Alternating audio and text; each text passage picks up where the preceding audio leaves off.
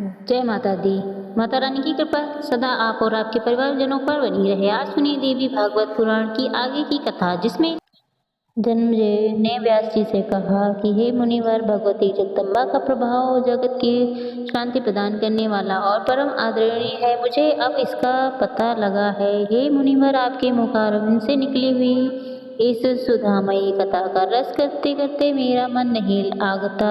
देवी का यह परम पावन चरित्र का कम पूर्ण देने वाले मनुष्यों के लिए प्राप्त होना अत्यंत कठिन है, और भगवती जगदम्बा का यह लीला चरित्र देवताओं और प्रधान मुनियों के लिए भी रक्षा का परम साधन है। मनुष्य को संसार रूपी समुद्र से तारने के लिए यह एक शुद्ध नौका है। इसलिए हे सत्यवती नंदन व्यास जी, आप तो बड़े दयालु हैं। अब कृपा करके मुझे देवी का उत्तम चरित्र भी सुनाइए। महिषासुर महान पापी था। देवताओं के सामूहिक संपूर्ण तेज से प्रकट हुई देवी भगवती उसे मारने के बाद देवताओं द्वारा पूजित होकर फिर वह कहाँ पधारी। भागवतम सवरी अत्तर ध्यान हो गई तो फिर स्वर्ग लोक या मृत्यु लोक कहाँ पर उनका निवास हुआ। उन्होंने वहीं कहीं अपने दिव्य शरीर का श्रवण कर लिया, या फिर वे वैकुंठ में विराज गई, या फिर उस मेरुगिरी को शोभित कर लिया, या सब मुझे बताने की कृपा करें। तब व्यास जी कहने लगे, राजन, मैं इसके पूर्व तुमसे कह चुका हूँ कि मणि द्वीप एक रमणीय धाम है। वहाँ देवी जी सदा क्रीड़ा करती रहती हैं। वह स्थान उनके लिए बहुत प्रिय बतलाया गया है। यह वह स्थान है जहाँ पहुँचने पर श्री ब्रह्मा, विष्णु और शंकर जी को स्त्री हो जाना पड़ा था, और पुनः पुरुष तत्व पाकर वे फिर अपने अपने कार्य में संलग्न हुए। वह परम मनोहर द्वीप अमृतम समुद्र के मध्य भाग में विराजमान है। भगवती जगदम्बा तरह तरह के रूप धारण करके वहाँ सदा लीला करती हैं। देवताओं द्वारा स्तुति और सुपूजित होने के बाद कल्याणमयी देवी वहीं पधार गई। वे माया शक्ति और सनातनी है। उस दिव्य स्थान पर अविच्छित गति से उनका कीर्तन हुआ करता है। संपूर्ण चराचर की अधिराष्ट्रीय देवी पधार गई। यह देखकर देवताओं ने यहाँ सूर्यवंशी महाबाहु को, राजा को भूमंडल का अध्यक्ष बना दिया। शत्रुघ्न नाम से विख्यात वह राजा सभी शुभ लक्षणों से संपन्न था। महिषासुर की उत्तम राजगद्दी से उसे प्राप्त हुए वह अयोध्या में रहकर राज्य करने लगे। इंद्र प्रवृत्ति संपूर्ण देवता राजा शत्रुघ्न को राज्य का उत्तराधिकारी बनाकर अपने अपने वाहनों पर सवार होकर अपने अपने स्थान के लिए प्रस्थान कर गए। राजा उन देवताओं के चले जाने पर भी जगत में धर्म राज्य स्थापित हो गया। प्रजा सुख से समय बिताने लगी। मेघ उचित समय पर जल बरसाते थे। पृथ्वी पर उत्तम धन धान्य उपज थे। वृक्ष सदा फूलों और फलों से लदे रहते थे। सभी ऋतुएं सुखदायी थी। घड़े के समान धन वाली दुधारू गवें मनुष्य को इच्छा अनुसार दूध दिया करती थी। स्वच्छ और शीतल जल वाली नदियों का प्रवाह बड़ी सुगमता से बहता था। उनके वेग से तट छिन्न भिन्न नहीं हो पाते थे। किनारों पर पक्षी का समूह शोभा बढ़ाता था। ब्राह्मण, देवता और यज्ञस्थल थे। क्षत्रियों में धार्मिक भावना जागृत थी। वे दान और अध्ययन में सदा तत्पर रहते थे। शस्त्र विद्या में उनकी विशेष अभिरुचि थी। वे प्रजा की रक्षा में कोई कमी नहीं होने देते थे। सभी राजाओं द्वारा न्याय पूर्वक शासन होता था। किसी में विशेष तृष्णा नहीं थी। सभी देश प्राणी परस्पर मेल मिलाप रखते थे। धन बांटने वालों का एक समाज विद्यमान था। गोड में झुंड से की झुंड गावें निर्भरता पूर्वक रहती थी। राजन, उस समय धरातल पर ब्राह्मण, क्षत्रिय, वैश्य और शूद्र ये सब के सब देवी के परम उपासक थे। राजा के अनुसार सभी के कर्मों की पर्याप्त व्यवस्था की गई थी। कुछ लोगों का समय अध्ययन में ही बीता था।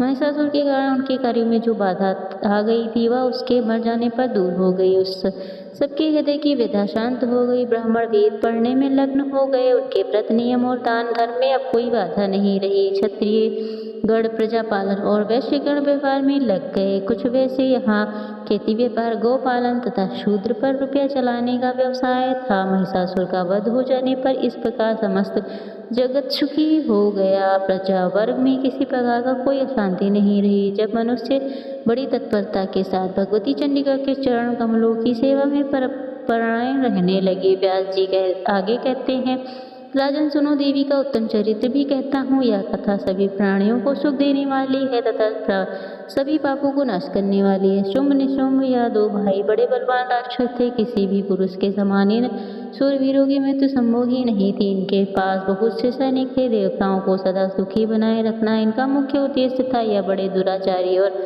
घमंडी थे। सारा दानव समाज इनका साथ देने को तत्पर रहता था। देवी भगवती के साथ इनकी घमासान लड़ाई हुई और उस अवसर पर यह दोनों मारे गए। देवताओं का हित सोचकर उच्च देवी ने यह कार्य संपन्न किया था। इसी युद्ध में महान भुजा वाले चंड और मुंड अत्यंत भयंकर रक्तबीज धूम्र लोचन नामक राक्षस भी युद्ध के मैदान में काम आ गए, अर्थात उनका भी वध किया गया। देवी ने इन दानवों का वध करके देवताओं को भीषण भय से मुक्त किया। फिर वे देवताओं द्वारा सुपु और चित होकर पवित्र हो हिमालय पर्वत पर पधार गई। राजा जन्मेजय ने पूछा कि पूर्व काल भगवती यह कौन दानव थे, उन्हें कैसे सर्वोत्कृष्ट बल प्राप्त हुआ, किसके उनकी प्रतिष्ठा की, फिर वह कैसे एक स्त्री के हाथों मारे गए, उन्होंने किसकी तपस्या की या फिर उन्होंने किसे उन्हें वरदान दिया जिससे परिणाम स्वरूप वो इतने अपार बलशाली हो गए थे, और किसे फिर वे किस प्रकार मारे गए। मुनिवर यह सभी प्रसंग विस्तार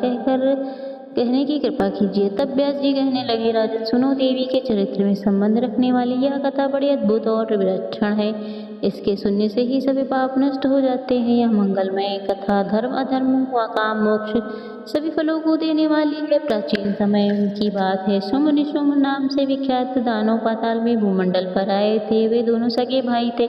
उनकी आकृति देखने लायक थी। पूर्ण वयस्क होने पर उन्होंने घोर तपस्या आरंभ कर दी। परम पावन पुष्कर तीर्थ में जाकर अन्न और जल का परित्याग करके वे कठिन तपस्या करने लगे। लोग योग साधन में तत्पर रहने वाले शुंभ और निशुंभ की बात तपस्या लगातार 100 हज वर्षों तक चलती रही। वे एक आसन पर बैठकर सर्वोत्कृष्ट तप में संलग्न हो गए। अंत में वह लोक पितामह भगवान विष्णु ब्रह्मा जी उन पर प्रसन्न होकर हंस पर सवार होकर वहां पधारे। उन्होंने देखा वे दोनों भाई ध्यान लगाए हुए बैठे हैं। तब ब्रह्मा जी ने कहा, मैं महाभागो उठो, तुम्हारी तपस्या से मैं परम प्रसन्न हूँ। तुम्हें जो इच्छा हो उसके अनुसार वर मांग सकते हो।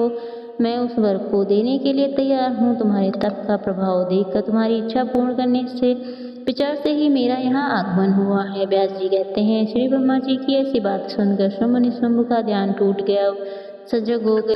प्रदक्षिणा करके उन्होंने श्री ब्रह्मा जी के चरणों में मस्तक झुकाया और दंड की तरह वे उनके समान गिर पड़े। उनके शरीर अत्यंत दुर्बल हो गए थे। दीन होकर गद्गद वाणी में वे ब्रह्मा जी से मधुर वचन कहने लगे, हे देवादिदेव दया सिंधु हे ब्राह्मण, आप भक्त जनों को अभय कर देते हैं। विभो, आप अगर प्रसन्न हो तो हम अमर बनाने की कृपा करें। संसार मरण के सिवा दूसरा कोई भी भय हमें नहीं। केवल इसी भय से दुखी होकर हम आपकी शरण में आए हैं। आप तो देवताओं के अधिकार था, जगत के रचयिता और क्षमा के भंडार है, विश्वात्मक निर्भर है। आप हमारे मरण जन्म के भय को दूर करने की कृपा करें। तब से ब्रह्मा जी बोले कि तुम कैसी असंभव बात के लिए प्रार्थना कर रहे हो। त्रिलोक में कोई भी किसी भी मांग को पूरा नहीं कर सकता।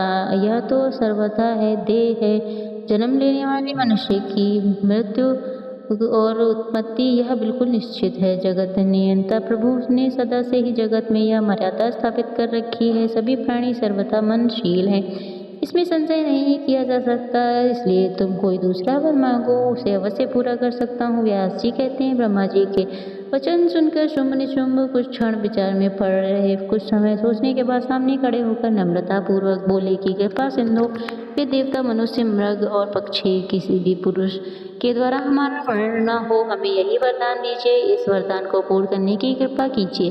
किसी स्त्री में तो ऐसी शक्ति हो ही नहीं सकती जो हमें मार सके। चराचर त्रिलोकी में किसी स्त्री का हमें किंचित मात्र भय नहीं। ब्रह्मा जी, हम दोनों भाइयों को पुरुष मात्र के अवध होने का वरदान मिलना चाहिए। स्त्री से हमें कोई डर नहीं, क्योंकि वह तो स्वाभाविक ही अबला होती है। व्यास जी कहते हैं, शुंभ और निशुंभ की बात सुनकर ब्रह्मा जी उन्हें उनके अनुरूप वर देकर प्रसन्नता पूर्वक अपने स्थान पर पधार गए। ब्रह्मा जी के ब्रह्मलोक सिधार जाने पर शुंभ और निशुंभ अपने घर लौट गए। घर पहुंचकर उन्होंने शुक्राचार्य जी को पुरोहित बनाया और सभी प्रकार की उनकी पूजा की। फिर उत्तम दिन और नक्षत्र देखकर मुनि ने एक सुंदर चांदी का राज्य सिंहासन उन्हें प्रदान किया। शंभु बड़ा भाई था, इसीलिए राजगद्दी पर बैठने का अधिकार प्राप्त हुआ। अनेकों सुप्रसिद्ध दानव उसी क्षण शुंभ की सेवा में सम्मिलित हो गए और मुंड यह दोनों भाई महान पराक्रमी और बलशाली थे। यह अपनी सेना साथ शुंभ की सेवा में आ पहुंचे। इनके पास हाथी घोड़े रथों की भरमार थी। धूम्रलोचन नामक एक प्रशंस